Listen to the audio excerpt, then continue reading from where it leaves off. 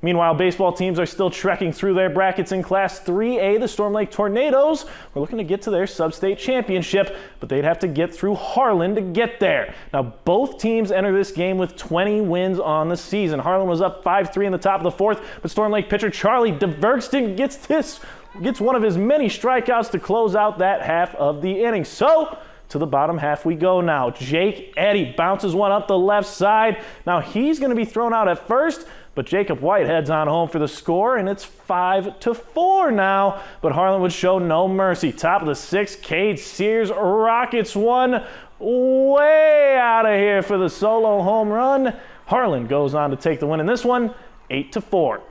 Let's take a look at some of the other scores across the postseason in baseball and softball in Siouxland. We'll start with baseball. Sergeant Bluff-Luton, they survive an advance over MOC Floyd Valley 7-4, and Spencer shuts out Bishop Heelan 4-0. Two other Siouxland squads with a chance to punch tickets in softball. Missouri Valley tops Sioux Central 8-4, and Van Meter takes down Pocahontas 10-0.